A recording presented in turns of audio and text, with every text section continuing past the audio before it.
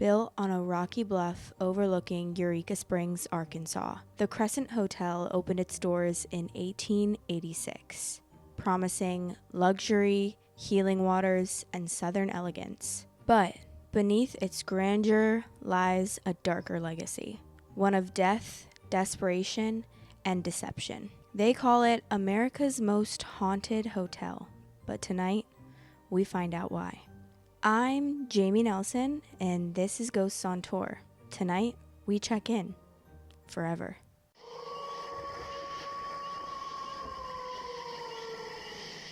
Hi guys! Welcome to another episode of Ghosts on Tour. I'm so excited about this one because actually my mom just moved to Arkansas a few years ago. So I feel like this one's really cool because this could be a very big possibility that I could actually go visit this hotel. It's only like an hour and a half away from the town that my mom lives in. And I feel like this one would be really fun based on what I'm about to tell you about this hotel. It is very interesting. There's a lot of history in this hotel. So let's get right into it. The Crescent Hotel, built in 1886, was originally built as a high-end resort built to capture the healing essence of Eureka Springs mineral water. It mostly attracted high society people, but then they came into financial troubles, and this led to multiple reinventions of this hotel, and that is including a women's college and a junior college. However, this is where it gets interesting, at least to me. In 1937, a man named Norman Baker, he was a crazy out there radio showman who claimed to cure cancer. Yes, he claimed to cure cancer. He arrived at the Crescent Hotel and he turned this mansion into Baker Cancer Hospital, complete with a morgue, surgical suites, and bowls of just bizarre concoctions made of watermelon seeds and corn silk. When patients began disappearing and dying, that's when law enforcement stepped in, and Baker was then arrested for mail fraud.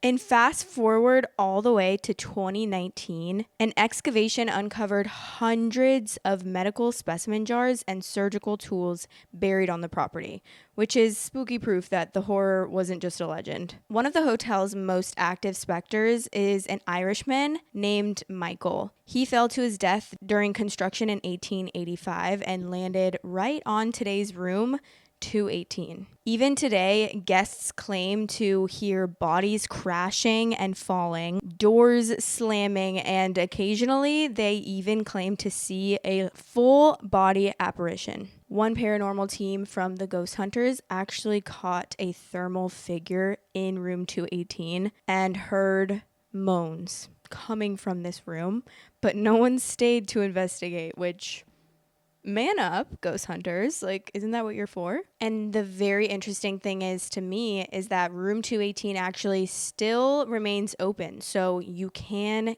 go and stay in this room, which maybe in the near future, I will be taking a vlog camera and staying in room 218. Now we venture into the hospital wing to meet Theodora and Nurse Irene. Some of the hotel historians say that Theodora was actually a cancer patient under Baker's care. She's more known to appear in room 419, and she's struggling with phantom keys, and she's appearing like sad but also polite. So not necessarily a ghost that you need to be frightened of, but definitely a ghost that would make you feel a little bit sad to see. Cleaners that work at this hotel would report that beds would be neatly made, luggage would be rearranged, clothes would be folded, and crazy things like that would happen because she doesn't like disorder and she would always want everything to be perfect. And now we're moving on to the rumored former morgue areas in this mansion. And this is where the presence of a very sorrowful nurse named Irene would be seen pushing a gurney down the hall late at night. Some guests would even claim that they heard rattling chains and have seen unexplained footprints near the freezers. In 5 News reporting, guide Sarah Etchell experienced dizziness, nausea, and orbs when waiting in the morgue, and she said it was the most unique ghost experience that I've ever had. Moving on to the extravagant crystal dining room hides its own phantom drama. Guests and staff have reported seeing Victorian-era dancers twirling around in candlelight, silverware and menus scattering themselves, even Christmas decorations rearranging overnight. One of the waitresses that worked there actually told of a time where a Victorian bride and groom were in a mirror and they were just gazing at her before they just faded away into nothingness. And there's even a story of a man who said, "I saw the most beautiful woman here last night and I'm waiting for her to return." For some reason, I feel like children or child ghosts are a little bit creepier than any other ghost, just because the sentiment of it, like hearing a child laughter or like hearing toys of a child, that always creeps me out in scary movies. But a mischievous boy has been spotted skipping through kitchen corridors in this mansion. Some people think that maybe he descended from original students of the girls' school days, but we obviously can't say for sure where this ghost came from.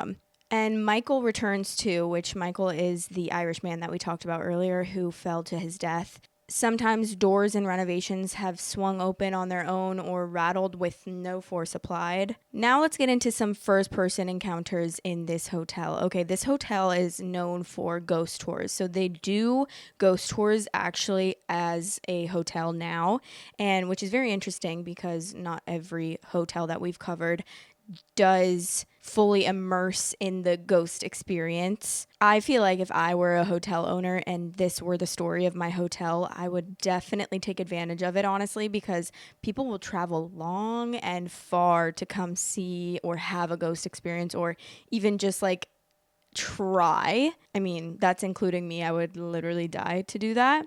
Not really. I found a personal account on Reddit of this man, and he actually told of a time that him and his wife were chased by a ghost at the Crescent Hotel. So I'm going to read it to you. This is an encounter my wife and I had at the 1886 Crescent Hotel in Eureka Springs. It has a long history, beginning as a hotel for the wealthy to retreat and bathe in the healing springs, then a girls' school, and then a cancer hospital, where patients were tortured with experimental treatments while their families were fooled into believing their relatives were safe and healing from fake letters written by the doctor. We'd gone on the ghost tour, which was okay, but you get to tour the hotel and see the old morgue where the evil doctor would dissect the dead. Part of the hotel was the pain wing, where he would hide the patients who were screaming behind soundproof walls.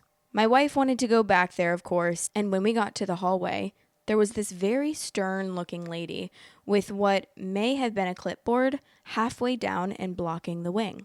She was facing one of the guest rooms, but her head snapped to our direction, and she looked so mean, so we were like, cool, let's leave. I actually started taking off before my wife. She claims when the woman snapped her head, the neck twisted at an unnatural angle, as if it were broken. The one thing that really stuck with me, though, was her posture, straight as a ramrod. People just don't look like that anymore. I would describe her as thin, very pale, wearing a long-sleeved white top tucked into a long black skirt. Hair dark and pinned up with a strict governess vibe that became furious. The fear I had was not for my life, but like I'd been caught sneaking around by a principal. In the moment, we still thought it was just one of the guests or the staff that were in a bad mood and not wanting us looking around, which was odd for us because we're not the types to be easily dissuaded or intimidated by people. If we want to take a look at something, we would ignore them and carry on. It's not like we were in a restricted area. The energy was so strong, it repelled me immediately. Given the major get out vibes, still thinking she was an alive person, we started towards the spiral staircase, and suddenly blocking my way was a short woman with brown hair that was pinned up. I thought, wow, that's rude. She just cut me off, appearing out of nowhere, then gone as if she stepped aside. She was so close I could only see the back of her head. I truly believe this was the same woman we had just seen down the hall because of the distinct hairstyle. It was as if she teleported in front of me just as I had turned away from her and then stuttered, almost like a glitch in a video game. We were otherwise alone in the hallway and not confusing multiple people. So we began to descend the staircase when she was suddenly, again, behind us, stomping really fast down the stairs. These stairs are infamous for a number of deaths from falling over or even through the railings. They weren't noisy when walking normally, but shook and creaked under her stomps. Still thinking this was a real person, we moved aside so she could pass us if she insisted on rushing. We moved over to let her pass, and then she dissipated. It felt like a whoosh, and then the energy was drained from our bodies and exhausted the rest of the night. Upon reaching the bottom of the stairs and turning around, we realized there really wasn't actually a person with us, and that's when we were like, ghost. We were heading down from the second floor to the first, by the way, so no way she just got off an earlier floor. We definitely weren't alone on those stairs. I even saw the white of her neck and brown hair that was all pinned up next to me. Felt a whoosh between us, and then we were suddenly exhausted for the rest of the night. We walked right out of the hotel without stopping to talk about it or poke around anymore. Again, very uncharacteristic of us. We are morbidly curious and contrarian. A rude woman could never chase us off like that. If this was a ghost, I believe it was that of a woman named Theodora. She was the head nurse at the hospital who somehow died while working there. No explanation for how, and she is mostly known for hanging around her room at the top floor. But the artistic rendering of her based on witness reports looks exactly like the woman we saw. She is also known for being so strict that she will place guests' bags at the door if they are being too loud or messy. I never expected to see a ghost like this. Maybe shadows or screams, an object moving, a translucent figure at most, not someone who looked as real and living as I do. Solid in form, aware of herself and us, angry as if she knew exactly what we were doing. If this truly was a ghost, she is the most powerful one I've even heard of. Never mind witnessed. Honestly, the way that was written was giving. I love how well that was written in just like a book. That was probably the best, I feel like, personal encounter I could have found. One of the top comments says, I did a tour there. When we went into the morgue fridge, I stood at the very back, and about 30 seconds in, I felt 3 taps on my back.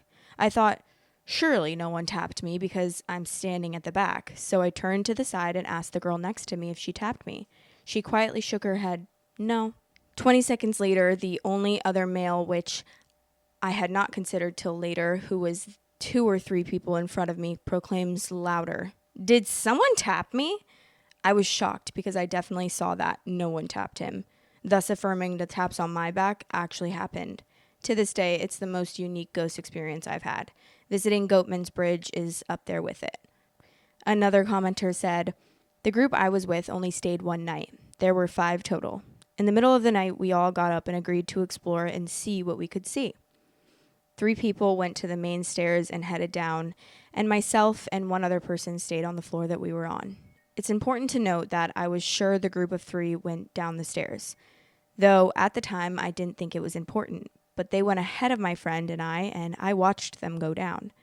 My friend and I headed down the hall a bit, turned a corner, and continued. Something to know about the Menger is it's a bit of a maze because the footprint of the building isn't rectangular.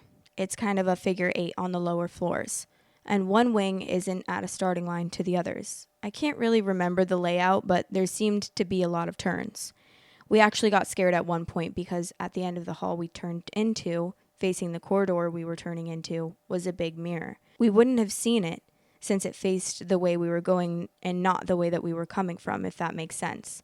I turned just to look at the scenery, and the mirror scared me because I wasn't expecting it. As we walked away from it, I turned again to look at the mirror and saw there were clearly 3 people. I didn't think anything of it because I didn't immediately remember that only my friend and I were walking together and no one else. I turned away, not realizing what I saw. Then it dawned on me and I felt my blood freeze. I turned back and it was just the 2 of us. I have no recollection of what the figure looked like other than it was dark, almost like a silhouette, but not different enough that it startled me. Probably a man and a bit taller than me. I remember whisper yelling to my friend, "Holy shit, I think I just saw a ghost in that mirror." My friend took my word for it and wanted to go back to our room right then, but not knowing our way around, we were turned around and had a hard time finding our way back, which made it 10 times worse. It was a while before the other 3 got back after we made it to the room, and they were all freaked out because one said they saw something like a shadow. There were a couple floors below us, and another said they heard weird noises coming from one of the rooms. It was probably 2 or 3 a.m. at that point, and the hotel was dead quiet. Not sure I ever want to stay again. It's a beautiful property and very well known for its paranormal activity. I barely slept that night and really freaked myself out. The most common incidents are strange noises or waking up to find someone near your bed. If I recall correctly, they actually have a room that they won't let people stay in because they got so many complaints about noises, smells, and sightings. I mean, hello? So while the Crescent operates as a luxury boutique hotel today, it also offers nightly ghost tours and paranormal investigations, like I said earlier, which is really cool, and I feel like they probably get a lot more attention that way. Their 2019 renovation revealed those human specimen jars that we talked about earlier, and those are now kept in the morgue exhibit. The hotel leans into its supernatural associations, but they say not as a marketing ploy, but just as a part of its identity. I feel like with this hotel, you can't really deny that it's a haunted hotel, so you might as well lean into it rather than try to convince people that it's not haunted. From a cancer hospital and a morgue to Victorian wedding dancers, stonemasons who fell, and gurneys that creep, the Crescent is a cathedral of the past. Next time, we cross the globe to Scotland's Glamis Castle, where royalty, murders, and mythical beasts roam in shadow. Until then, sleep lightly. And if you wake to the sound of pots clattering or someone calling, don't be afraid. At least, not yet. So I hope you guys enjoyed that episode. I think that was probably one of my more favorite episodes. Honestly, the ones where we can actually read more personal encounters are my personal favorites because I love to hear it from the horse's mouth. Is that what they say? From the goat's mouth, from the horse's mouth? I don't know. Someone's mouth. I love to hear it straight from the source, shall I say. Because there's nothing better than hearing a personal ghost story. I've had many. Actually, I wouldn't say I've had many. I lived in a house growing up that was haunted, actually, by a baby ghost, which was really sad, but also I did enjoy it. My family and I liked having the presence of this ghost because we knew what had happened there. It was like a dark story, and we felt like we could give it a childhood that it never got to experience. And I'm saying it because I can't remember if the baby was a boy or a girl. I remember we named it, but I don't remember what because I was very young at this time, and my mom and my sister and my brother were the ones who were a little bit more involved with it. Yeah, so I hope you guys enjoyed. The next stop we're going to be flying to is Scotland. And I'm kind of excited about that. I think, is this the first? No, we've gone out of the country to Canada once in the last episode. In this next episode, we're going to Scotland. So that's really fun. If you guys ever have any recommendations on any places that you would like me to go or you would like to go together, let me know in the comments below. Obviously, I would prefer it to be places that you could actually stay. It doesn't have to be, but for the most part, I would like to cover hotels, haunted houses, haunted places that you could actually go visit and stay in, possibly.